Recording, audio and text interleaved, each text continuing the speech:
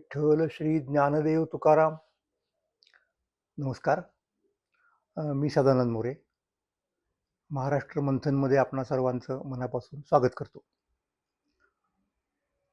नुकतीच तुकाराम बीज साजरी झाली आणि त्याच्या पाठोपाठ दुसऱ्या दिवशी छत्रपती शिवाजी महाराजांची जयंती तिथीनुसार ही पण महाराष्ट्रात साजरी झाली. आणि या वर्षीच्या शिवजयंतीचं वैशिष्ट्य काय, तर याच वर्षी शिवाजी महाराजांच्या राज्याभिषेक समारंभाला 350 वर्ष पूर्ण होत आहेत. म्हणून या जयंतीचं एक वेगळं महत्त्व होतं निश्चितपणे.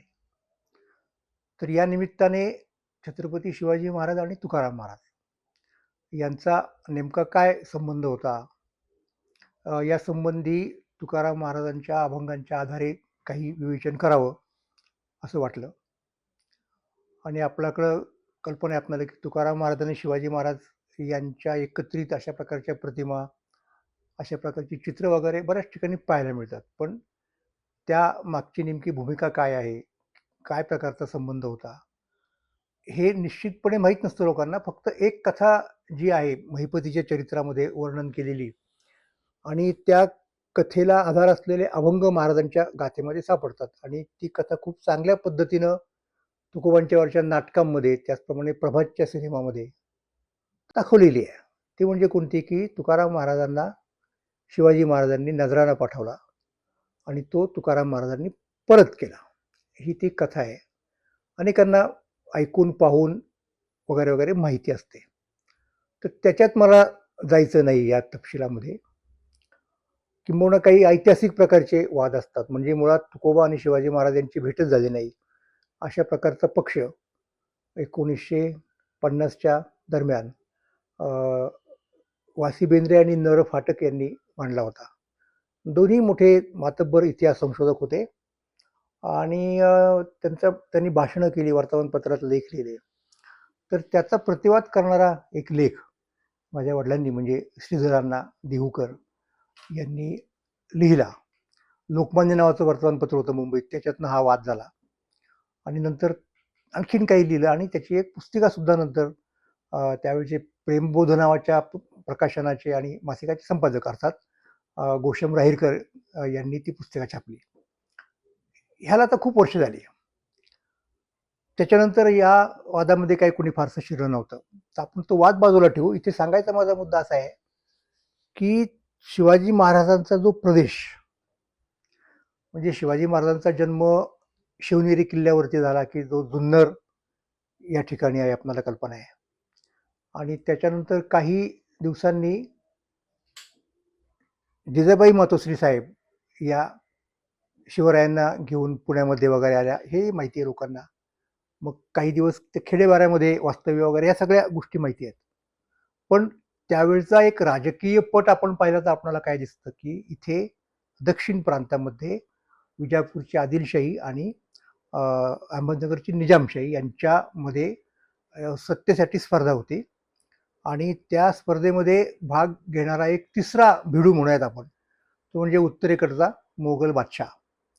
तर अशा प्रकारे ही एक प्रकारची तिरंगी स्पर्धा निर्माण झाली आणि निजामशाही राखण्याचा प्रयत्न शहाजीराजे भोसले छत्रपती या महाराजांनी खूप कसोशीने केला.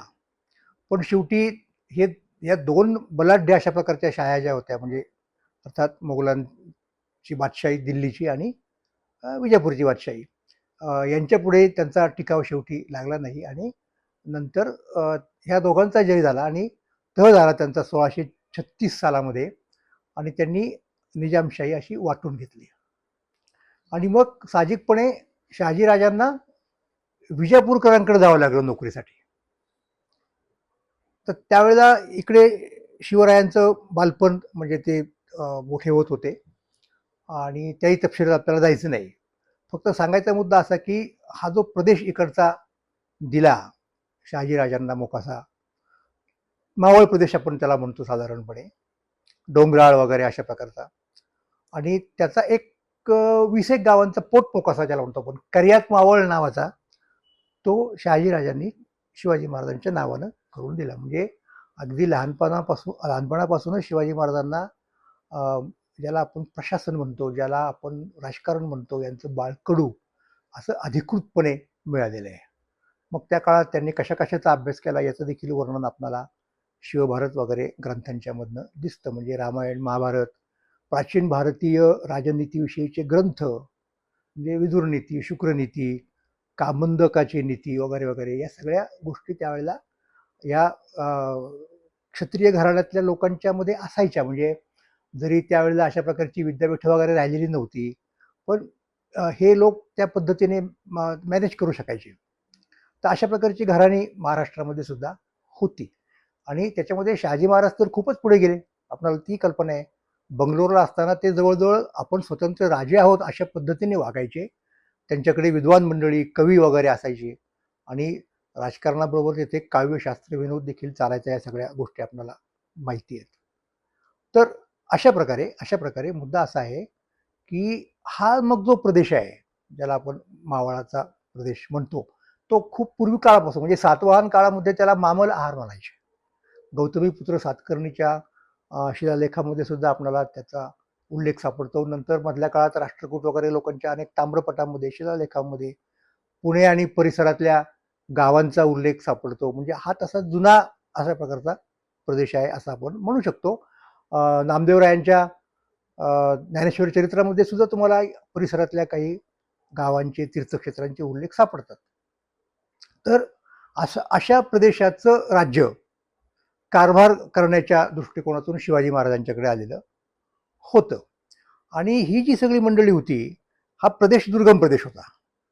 त्यामुळं जरी फॉर्मली बादशाचं राज्य असलं, मग विजापूरच्या किंवा नगरच्या अगोदर, तरी देखील ते लोक इथे फार लक्ष घालू शकत होते. वैयक्तिक असं नाही, त्यांचा कोणीतरी एक अधिकारी असायचा.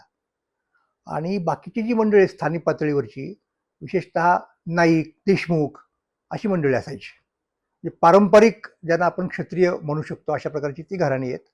लढवय्ये होते, राज्यकारभार चालवणारे होते. मग त्यांच्या खाली पाटील, कुलकर्णी वगैरे गावागावात लोक असायचे आणि ते अशा प्रकारचा त्याच्या खालचा स्थानिक कारभार पाहायचा आणि तो सगळा महसूल वगैरे करत करत करत शेवटी ते बादशाकडे जायचं. आणि यासाठी या मंडळींना म्हणजे महसूल गोळा करणं, शेतीची लागवड वगैरे चांगली होत आहे वगैरे बघणं, आणि जेव्हा संकट येईल राज्यावरती तेव्हा सैन्य घेऊन बादशाकडे मदतीला जाणं, असा या मंडळींचा एक साधारणपणे आयुष्यक्रम होता असं आपण म्हणू शकतो. आणि ते त्यांचं वचनच असायचं आणि त्या वचनावरती त्यांचं खूप प्रेम असायचं. आणि वचनासाठी एकमेकांशी त्यांची सतत भांडणं असायची. म्हणजे वेगवेगळ्या घराण्यांची भांडणं असायचीच, परंतु एकाच घराण्यामध्ये भावाभावामध्ये भांडणं असायची. तर त्यांना आवडणं हे सोपं नव्हतं. तर अर्थात शहाजीराजांसारख्या मंडळींच्यावरती या लोकांचा विश्वास असायचा आणि त्यांचं ते ऐकायचे. तर पहिल्यापासून शहाजीराजांनी असं पाहिलं की ही जी मंडळी आहेत, देशमुख मंडळी वगैरे इथली, त्यांचे आणि शिवाजी महाराजांचे संबंध चांगले राहतील. शिवाजी महाराजांना ते योग्य वेळी योग्य ती मदत करतील, ते मोठे होईपर्यंत त्यांचा एका अर्थाने सांभाळ करतील असं म्हटलं तरी चालेल. आणि या सगळ्या मंडळींना आस्था होती महाराजांच्या, म्हणजे शिवाजी महाराजांच्या बद्दल, शहाजी महाराजांच्या बद्दल, आणि त्यांचा पराक्रम सगळ्यांना ठाऊक होता. तर असं एक बॅकग्राऊंड मी तुम्हाला काय सांगितलं की या मंडळींच्याकडं जे सैनिक असायचे, लक्षात घ्या, म्हणजे एक हायरार्की ज्याला म्हणतो आपण, त्या सगळ्यात खालच्या स्तरात मधल्या सैनिकांसाठी शब्द होता पाईक. पाईक म्हणजे सैनिक, म्हणजे जनरल व्यापक अर्थ सेवक असा असू शकतो, पण तिथे त्या कॉन्टेक्स्टमध्ये पाईक म्हणजे सैनिक. म्हणजे अगदी ज्ञानेश्वरी सुद्धा अर्जुन आणि कृष्ण यांचं वर्णन करताना ज्ञानेश्वर महाराजांनी असं म्हटलेलं आहे की पाईकू पाठीशी घातला. म्हणजे अर्जुनाचं रक्षण केलं त्याला पाठीशी घालून आणि आपण पुढारा राहिला म्हणजे कृष्ण. तर ही जी पायकी आहे ती चालत आलेली असायची. ज्ञानेश्वर महाराजांचे सुद्धा पायकीचे अभंग प्रसिद्ध आहेत. पण पुष्कळ वेळेला असं होतं की बऱ्याच वेळेला तो पाईक हा जणू काही ईश्वराचा भक्त, ईश्वराचा सेवक आहे असं समजून त्याचं इंटरप्रिटेशन करण्याचा लोकांच्याकडे कल, विशेषतः ज्ञानेश्वर महाराजांच्या अभंगांकडे वगैरे बघताना. पण जिथे आपण तुकोबांच्या अभंगांकडे येतो तेव्हा त्या अभंगामध्ये पाईकाचे अभंग असं एक 11 अभंगाचं प्रकरण आहे आणि ते फार महत्वाचं आहे. कसं आहे की लोकांनी मधल्या काळामध्ये फार महाराष्ट्रामध्ये वेड्यासारखा वाद घातला काय वाद घातला की शिवाजी महाराजांचे आणि रामदास स्वामींचे काय संबंध होते, गुरु शिष्याचे होते का, मग आणखीन कुठले होते का, मग महाराजांचे गुरु कोण, अशा निरर्थक वादांनी महाराष्ट्रातली 100-125 वर्ष वाया घालवलेली आहेत आणि अजूनही लोक वेड्यासारखे तो वाद खेळतायत. तर मला असं वाटतं की वादेवादे जे आहे ते तत्वबोधा हे याच्यावरती पूर्ण पाणी या ठिकाणी सांडलेलं आहे आणि तसं काही होत नाही असं दिसतंय. उलट त्या वादांना जातीयवादाची एक जोड मिळते आणि मग काय बोलता, आधीचं मरकट तशाचं मध्य प्याला, अशी अवस्था होती आपली. पण इथे महत्वाचा मुद्दा काय आहे, इथे महत्वाचा मुद्दा असा आहे की लक्षात घ्या, मी तुम्हाला अत्यंत एक महत्वाची गोष्ट सांगतोय की शिवाजी महाराजांना उपदेश करणे एक वेळ आपण समजू शकतो. समजा मोठे लोक असतात, त्यांना काही सांगणारे सुद्धा तसेच मोठे असणार जर सांगितलं असेल तर. पण जे तळागाळातले म्हणजे शेवटच्या केडरमधले आपण म्हणूयात अशा प्रकारचे सैनिक असतात, त्यांचं जोपर्यंत प्रबोधन होत नाही तोपर्यंत आपल्याला नुसत्या राजाला किंवा राजपुत्राला किंवा वरच्या अधिकाऱ्यांना पंतप्रधान मंडळाला वगैरे प्रधानमंडळाला वगैरे उपदेश करून काही फारसं हाती लागेल असं नाही. तेव्हा सुरुवात अशी ही खालून झाली पाहिजे. आणि मग शिवाजी महाराजांच्या स्वराज्य साधनेची सुरुवात कुठनं झाली, याच पुणे प्रांतातनं म्हणजे मावळमधून झालेली आहे. त्यामुळे त्यांच्याकडं सुरुवातीला आलेला जो सगळा वर्ग आहे ज्यांना आपण मावळे म्हणतो, हा शब्द कुठनं प्रचलित झाला, तो या परिसरातले जे त्यांचे सुरुवातीच्या काळातले सैनिक होते म्हणजे पाईक होते, तिथनं हा शब्दप्रयोग आला, शिवाजी महाराजांचे मावळे. की जो शब्दप्रयोग अजूनही लोक करत असतात, राजकारणातले लोकही करतात, इतरही करतात वगैरे वगैरे वगैरे. तर अशा पद्धतीने जर विचार केला तर आपल्याला असं लक्षात येतं की इथल्या लोकांशी तुकाराम महाराजांचा साक्षात संबंध होता. म्हणजे हा भाग तुकाराम महाराजांच्या भजन कीर्तनाचा भाग होता. त्यांचे जे सगळे अनुयायी आहेत ते याच भागामधले होते, वेगवेगळ्या जाती जमातीमधले अशा प्रकारचे. आता मला या ठिकाणी समर्थ रामदासांचा संदर्भ द्यायचं खरं तर काही कारण नाही, पण आपल्याला एक कळला पाहिजे मुद्दा. त्यांचं जे कार्यक्षेत्र होतं सुरुवातीचं ते सातारा जिल्ह्यामध्ये, म्हणजे आज आपण ज्याला सातारा जिल्हा म्हणतो, चाफळ, सज्जनगड वगैरे वगैरे तो जो सगळा परिसर आहे, पारगाव, अमुक तमुक, तिथेच त्यांनी काही मारुती वगैरे स्थापन केली त्या परिसरामध्ये. तिथे शिवाजी महाराजांचं कार्य सुरुवातीच्या काळात जायचा प्रश्नच नव्हता. तो संपूर्ण परिसर हा आदिलशहाच्या ताब्यामध्ये होता. म्हणजे निजामशहाकडनं आदिलशहाने सगळं महाराष्ट्रातलं घेतल्यानंतरच्या काळात सुद्धा तो प्रदेश आदिलशहाचा फार मुख्य आहे. म्हणजे जावळी, महाबळेश्वर हा सगळा जो परिसर आहे, खुद्द सातारा, आदिलशहाचं तिथे हे आहे. आणि आदिलशहाचे सरदार ज्याला म्हणतो आपण, की जे महाराष्ट्रातले जुने पारंपरिक घराणेदार लोक आहेत, म्हणजे जसं तिकडे जावळीचे मोरे आहेत, चंद्रराव मोरे आहेत, इकडे घोरपडे आहेत, बाजी घोरपडे ज्यांना म्हणतो आपण, आणि मग पुढे त्यांचा, हे सगळे आदिलशहाचे सेवक आहेत, एकनिष्ठ सेवक आहेत. तर त्या परिसरामध्ये रामदास स्वामींचं कार्य नंतर सुरू झालं, जे काही झालं ते. त्यामुळं सुरुवातीच्या स्वराज्य साधनेच्या काळामध्ये समर्थांचा आणि शिवाजी महाराजांचा काही संबंध याचं कारण नव्हतं. म्हणजे आता असं आपण दुसऱ्या बाजून सुद्धा त्याचा विचार करू शकतो ना. तो कसा विचार करू शकतो की साधारणपणे इसवी सन 1608 मध्ये समर्थांचा जन्म झाला, त्याच दरम्यान तुकोबांचा जन्म आहे. मग पुढे वयाच्या 12व्या वर्षापर्यंत काय त्यांचं अध्ययन वगैरे घरी काय झालं असेल ते, आणि मग ते लग्नाला उभे राहिले. जाम हे त्यांचं गाव मराठवाड्यामध्ये, आपल्याला हेही माहिती आहे. आणि तेव्हा त्यांना लक्षात आलं की आपल्याला या गृहस्थाश्रमात प्रपंचात पडायचं नाही, आपलं कार्य वेगळं आहे. आणि म्हणून त्यांनी ऐन लग्न मंडपातून ते निघून गेले. 12 वर्षाची गोष्ट आहे, म्हणजे साधारणपणे 1622 सालची गोष्ट आहे. 12 वर्ष ऍड करा त्याच्यामध्ये. मग तिथनं त्यांनी पुढची 12 वर्ष आणखी नाशिक आणि परिसरामध्ये त्याला पुरश्चरण म्हणतो आपण, म्हणजे काय तप असेल, साधना असेल, ती केली. म्हणजे त्या 1622 अधिक 12 म्हणजे किती झाले, 1634, म्हणजे ज्या वेळेला शिवाजी महाराज 4 वर्षांचे होते. पुढे मग त्यांच्या असं लक्षात आलं की आपल्याला देशभ्रमण केलं पाहिजे, म्हणून मग ते पुढची 12 वर्ष आणखीन भारतात फिरत राहिले. म्हणजे आता 1634 अधिक 12 म्हणजे 1646 पर्यंत समर्थांचा महाराष्ट्राशी कुठल्याही प्रकारचा ऍक्टिव्ह ज्याला म्हणता येईल असा संबंध नव्हता. आणि त्याच वेळेला शिवाजी महाराज मावळ परिसरामध्ये हळूहळू त्यांचे पाय रोवित, म्हणजे राजकारण करायला सुरुवात केली होती. म्हणजे जेव्हा समर्थ परत आले महाराष्ट्रामध्ये, आणि त्यांनी तिकडे कृष्णेच्या खोऱ्यामध्ये परिसरामध्ये आपलं कार्य आरंभलं. घोरपडे, मोरे इतकंच नव्हे तर त्यांच्या सुरुवातीच्या काळात मठामध्ये त्यांना आदिलशहाच्या सुद्धा मदतीच्या सनद आहेत, कारण त्या परिसरात जर काही काम करायचं असेल तर तिथली जी सत्ता आहे ती अनुकूल करून घेतली पाहिजे.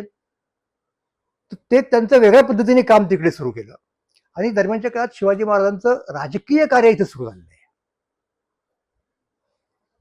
त्यांचा जो काही संबंध आला असेल तर तो त्यानंतरचा संबंध आहे, म्हणजे तोपर्यंत शिवाजी महाराजांच्या कार्याची मुहूर्तमेढ आधीच रोवली गेलेली होती.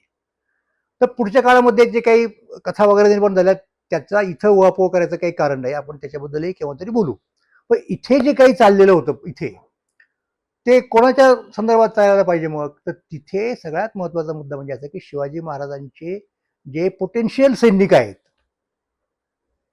की जे कोणी एकेकाळी निजामशहाच्या काय म्हणत त्याला नियंत्रणाखाली लढत असतील, कधी आदिलशहाच्या नियंत्रणाखाली लढत असतील त्यांचे सेवक म्हणून, आणि कधी आता वेगवेगळ्या देशमुखांच्याकडे असतील पाईक म्हणून. तर साधारणपणे हायरार्की पाहिली तर 10 पाईकांची एक तुकडी असायची, आणि त्या तुकडीच्या नायकाला नाईक म्हणायचे. पाईक आणि नाईक ही पहिली हायरार्की. मग पुढचं आणखीन जे काय असेल मग ते काय सरसेनापती, सरनोबती, पुढे पुढे आपल्याला खूप जाता येईल, त्याची गरज नाही. तर हे जे लोक आहेत ना, त्या लोकांच्या मध्ये इथल्या भूमीबद्दल, इथल्या निष्ठेबद्दल प्रेम निर्माण करण्याचं कार्य करणारा उपदेश हा तुकाराम महाराजांनी केलेला आहे. आणि म्हणजे हे कार्य इथे गुरु शिष्य वगैरे विचार करायचे, त्या भाषेत विचार करायची गरज नाहीये, लक्षात घ्यावं. हे महाराष्ट्रातल्या रिकामटेकडे लोकांनी वेड्यासारखे उद्योग करून ठेवले आणि ते आपल्याला निस्तरावे लागतात. पण ते असो, मुद्दा तो नाही माझा. मुद्दा माझा काय माहितीये का, की आता हे जे अभंग आहेत ना, ते अभंग मी तुमच्या पुढे आज या निमित्ताने काही सांगणार आहे, की त्याच्या पाठीमागचा विचार काय आहे, त्याच्या पाठीमागचं तत्वज्ञान काय आहे. तर अभंग असे 11 आहेत, आणि तो एक सिद्धांत आहे. तुकोबाराय म्हणतात स्वतः, पायिकपणे ज्योतीला सिद्धांत. तो बांधला, जोत असतं की नाही, आपण घर बांधताना पहिल्यांदा काय बांधतो, प्लॅटफॉर्म तयार करतो, त्याचा प्लिंथ म्हणतो आपण त्याला. तर तो सिद्धांत असा बांधलेला आहे, पाईकपणाचा सिद्धांत. म्हणजे पाईक कोणाला म्हणायचं, त्याची व्याख्या काय, त्याची पाईकाची कामं काय, त्याच्या आणि त्याच्या धनाचे संबंध कसे असले पाहिजे, त्याला काय मिळतं, इहलोकात काय मिळतं, परलोकात काय मिळतं, त्यांनी कशी लढाई केली पाहिजे, हे सगळं सांगणारा तो सिद्धांत 11 अभंगांचा आहे. पाईकपणे ज्योतीला सिद्धांत, शूरधरी मात वचन चित्ती, हे सांगतायत, हा उपदेश आहे. पायिका वाचून नव्हे कधी सुख, प्रजांमध्ये दुःख नसरे पीडा. जर चांगले पाईक नसतील तर प्रजेला सुख मिळणार नाही. तरी व्हावे पाईक जीवाचे उदार, सकळ त्यांचा भार स्वामी वाहे. पाईकांनी जीवावरती उदार व्हायला पाहिजे. असे जर पाईक असतील तर त्यांचा सगळा भार स्वामी, म्हणजे त्यांचा जो कोणी मुख्य असेल, तो राजा असेल, तो वाहतो. म्हणजे बरं वाईट काय झालं सैन्यामध्ये कोणाचं तरी, तर त्याच्या कुटुंबाचा भार सुद्धा वाहण्याची जबाबदारी, त्याच्या वारसदारांना वतन देण्याची जबाबदारी ही तो राजा घेत असतो. पायिकेचे सुख दया नाही ठावे, दिघ त्यांनी जावे वाया विन. ज्यांना पायिकाचं सुख माहीत नाही ना, त्यांचं जिणं व्यर्थ आहे. म्हणजे हे एक प्रकारे तुकोबाराय प्रवृत्त करतायत लोकांना, तुम्ही जा, पायिक व्हा, सैन्यात जा. तुका म्हणे एका क्षणाचा करार, पायिक अपार सुख भोगी. आता करार शब्दाचे आपल्याला दोन्ही अर्थ असतात. करार म्हणजे कॉन्ट्रॅक्ट एक प्रकारचा. एका क्षणात तो त्या अधिकाऱ्याबरोबर, राजाबरोबर करार करतो, आणि तो कायम चालणारा पुढे असतो. किंवा जीवाच्या आकांताने, जीवाच्या कराराने असं आपण म्हणतो, तो सुद्धा अर्थाचं घेण्यासारखा आहे. आता पायिकाचे सुख कसं आहे बा, पायिकीचे सुख पायिकाशी ठावे, म्हणून जीवे केली साठी. पायिकाला जे स्वामीकृत्य केल्याचं, कर्तव्य केल्याचं समाधान मिळतं, ते किती महत्वाचं आहे, की तो त्यासाठी जीव द्यायला तयार असतो. काय करायचं पायिकांनी, पहा, फार महत्वाचा मुद्दा आहे. येता गोळ्या बाण साहिले भडमार. गोळ्यांचा भडीमार चाललेला असतो, बाणांचा वर्षाव चाललेला असतो, वर्षता अपार वृष्टीवरी, जणू काही पाऊस पडावा अशा प्रकारचा असतो. परंतु तो काय करतो, ते सहन करतो. स्वामी पुढे व्हावे पडता भांडण, मग त्या मंडन शोधावी. म्हणजे त्याचा जो स्वामी आहे तो आणि त्या स्वामीचा शत्रू यांच्यामध्ये जर काही चालू असेल कन्फ्रंटेशन, आणि तो शत्रू जर आता स्वामी शत्रूला काही वार वगैरे करणार असेल तर पाईकाने मध्ये येऊन तो वार स्वतः झेलावा आणि स्वामीचं रक्षण करावं. तुका म्हणे या सिद्धांताच्या खुणा, पायकीचा जो सिद्धांत आहे ना त्याच्या ज्या खुणा आहेत, जाणे तो शहाणा, जो जाणतो त्याला शहाणा म्हणायचं, आणि जो प्रत्यक्ष करतो करी तो भोगी, म्हणजे तो पायकीचं सुख प्रत्यक्ष भोगतो. हे तुकाराम महाराज आपल्या मावळ परिसरातल्या प्रत्यक्ष किंवा पोटेन्शियल अशा प्रकारच्या पायिकांना, सैनिकांना सांगतायत. पायिक तो जाणे पायकीचा भाव, लाग पगे ठाव चोर वाटा. आता पायिक कसा असतो बघा, त्याला कुठे जायचं, कसं जायचं, चोर वाट कोणती आहे, माग कसा काढायचा हे माहिती असतं. आपणा राखून ठकावे अनेक, स्वतःचं रक्षण हे पहिल्यांदा आहे, आणि इतरांना मग त्यासाठी तो फसवतो स्वतःचं रक्षण करून. घ्यावे सकळीक हरून या, इतर म्हणजे शत्रू या ठिकाणी. म्हणजे स्वतःचा डिफेन्स हा महत्वाचा आहे. हा जो गनिमी काव्याचा मुख्य सिद्धांत आहे की आपण समोर येऊन कन्फ्रंट नाही व्हायचं शक्यतो. त्याचा इथे हे आहे बघा, येऊ निधी लाग, लागो निधी माग. आपण शत्रूला एकदा शत्रूबरोबर मारामारी केली आणि निघून गेलो, हाही मुद्दा आला ना. हे पुढे तुम्हाला विशेषतः औरंगजेब ज्या वेळेला महाराष्ट्रामध्ये आला, हे गनिमी काळाचा संपूर्ण परिपोष शिवाजी महाराजांच्याच काळात झालेला आहे, पण विशेषतः औरंगजेब आला तेव्हा आपलं सैन्य फार थोडं होतं, औरंगजेबाचं फार होतं. मग अशा वेळेला छोट्या छोट्या तुकड्या त्याच्या मोठ्या सैन्यावरती, छावणीवरती हल्ला करायच्या आणि लुटालूट करून पळून जायच्या. तर हा जो मुद्दा आहे ना, की मग जेव्हा जातील तेव्हा कशा जाणार, तर कुठे त्या गेल्या हे कळतं कामा नये. येऊ निधी लाग, लागो निधी माग, पायिक त्या जग स्वामी माने. तर त्या पायिकाला स्वतः स्वामी अप्रिसिएट करतो, आणि जग सुद्धा हा खरा पायिक आहे बरं का असं ओळखतं. ऐसे जन केले पायिके पायिक. हे एक जर माणूस पायिक झाला तर तो इतरांना सुद्धा पायिक होण्यास प्रवृत्त करतो. त्याचं पाहून, त्याचा आदर्श, त्याचा धडा इतर लोक घेतात की अरे त्याचा एवढा मान सन्मान होतो, त्याला एवढं मिळतं, त्याचं एवढं कौतुक होतं.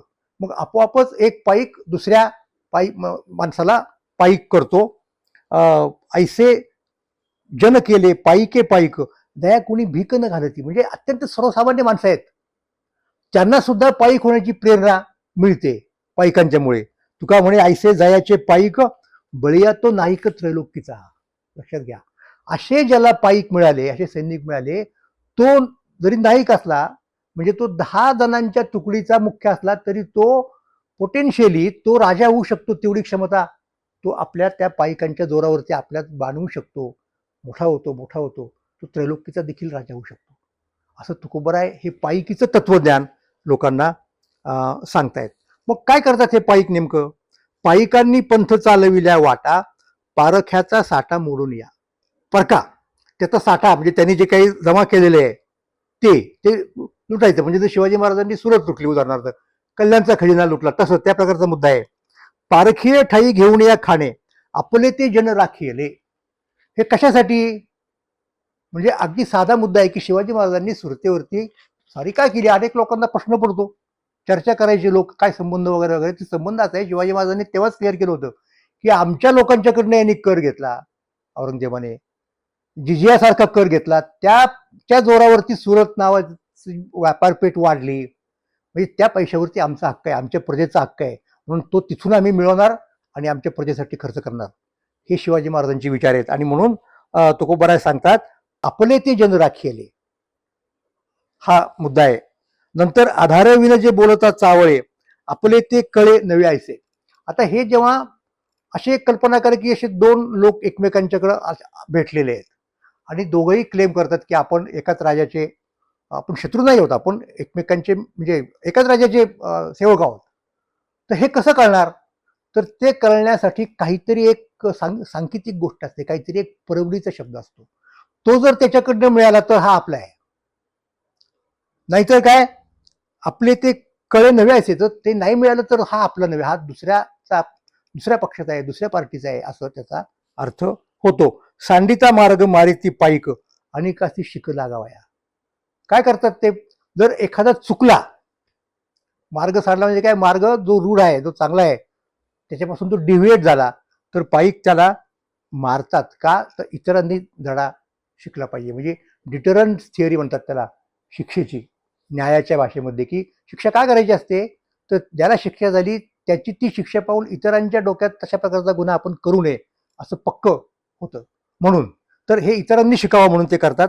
तुका म्हणे विश्वा घेऊन विश्वास पाईकताय असं सुख देती. तर पाईक काय करतात, लोकांना विश्वासामध्ये घेतात, त्यांचा विश्वास संपादन करतात आणि त्या लोकांचा सुद्धा पाईकावरती विश्वास बसतो आणि अशा पद्धतीने सगळी प्रजा जी आहे ना ती सुखी होती. तर हा पाईकीच्या अभंगाचा सुरुवातीचा, आणि हे तुकोबाराय मावळ परिसरातल्या लोकांना सांगतायत की जिथून शिवाजी महाराजांना मनुष्यबळ मिळालं, जिथे शिवाजी महाराजांचं साक्षात अंमल आहे, तिथल्या या गोष्टी आहेत. म्हणून आपण तिकडे नीट लक्ष दिलं पाहिजे. धन्यवाद.